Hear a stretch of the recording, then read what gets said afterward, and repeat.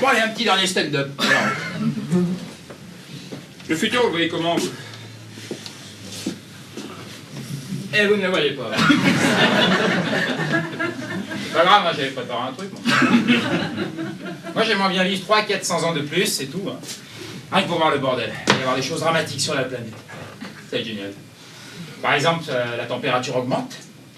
Donc au nord, vous savez que les glaciers fondent, la mer monte. Au sud, le désert avance, ça fait des grandes plages. Si tu rajoutes les RTT, on va faire des générations de surfeurs. Sachant qu'il y a une comète qui nous tape à peu près tous les 150 000 ans, c'est bientôt l'heure. Le tsunami il y a 3 ans, c'était qu'un échauffement. La comète, elle va nous faire une vague, une vraie vague, de 50 mètres de haut, qui fait 6 fois le tour de la Terre en 24 heures. L'avenir est aux surfeurs. Alors, bon, ça c'est plus fantaisiste. On nous dit aussi que Limousin aura le climat de l'Espagne. Ce qui fait que Limoges sera le futur Ibiza.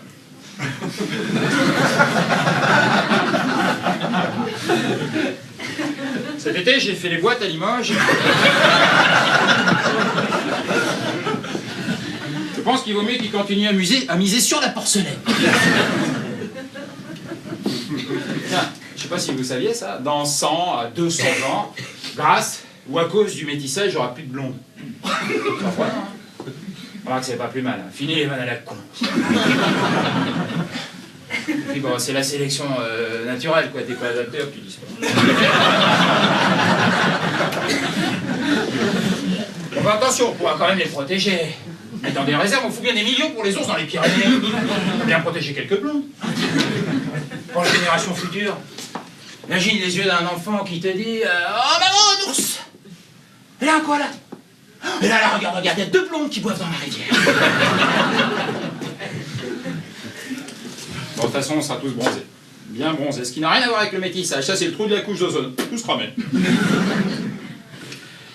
Et les rouquins. En parlant d'adaptation, les rouquins. Alors, attention. C'est comme les blondes, je ne suis ni pour ni contre. Pas de méprise. J'ai moi-même un très bon ami rouquin. Mais je lui ai dit. Je lui ai dit, écoute, poil de carotte, t'es mon pote. T'es un mec comme ça. Ouais. Enfin, te reproduis pas, t'es pas viable. Non, l'espérance de vie de tes enfants dépassera pas les 6 ans. En hiver et 4 au soleil. C'est pour accoucher d'un mélanome ou le plaisir.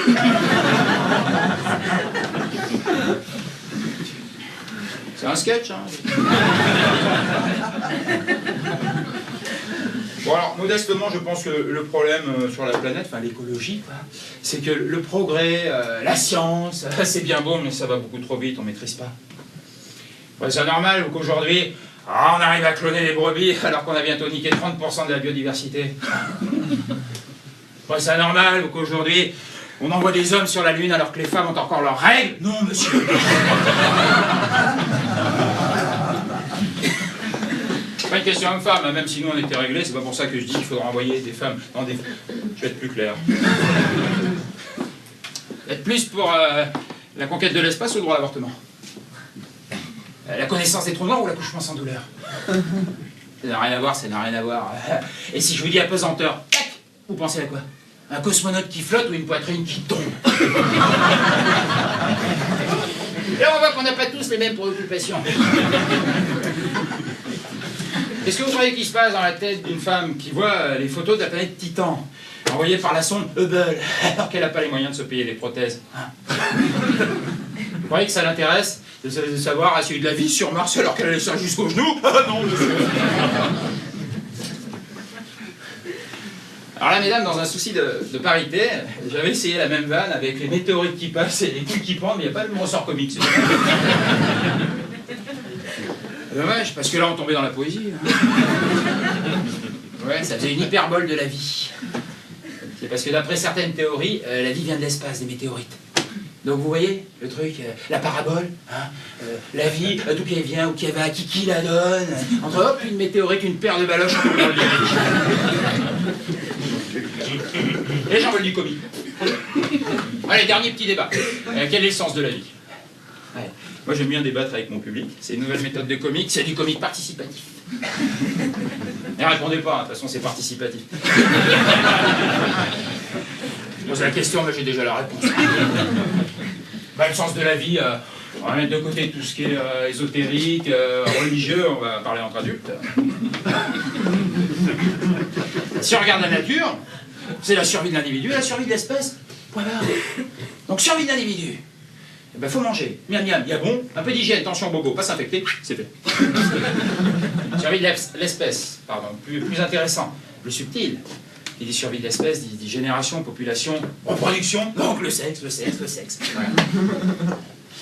Mais attention, c'est là où c'est paradoxal, parce qu'aujourd'hui, en 2007, quand je réfléchis avec mon cerveau du haut, j'arrive à l'irriguer, mais je me dis relation, oui, reproduction, non. On est beaucoup trop sur cette planète. On est 6 milliards, bientôt 9 milliards. Vous imaginez 9 milliards d'individus obsédés par un truc, la croissance. Ah, les 3 points de croissance, la croissance. C'est une maladie, ça, un individu qui est toujours en croissance. Et la stabilité, un petit peu. La croissance, ça me fait penser à un obèse qui se demande chaque jour comment demain il va pouvoir bouffer plus. Moi, je vois à la campagne, en Bretagne, hein, mon grand-père, qui avait une conscience aiguë de la nature et de ses ressources. Eh bien, quand Nanouche, la chatte, avait une portée de 6, il y en a minimum 5 qui faisaient connaissance avec le mur avant la première tétée. Méthode certes un peu rurale. Il n'y a jamais eu de problème d'écosystème chez Papy. Il y a plus urbain comme méthode, il y a la cocotte minute. Vous connaissez? Enfin, on ne peut pas faire ça.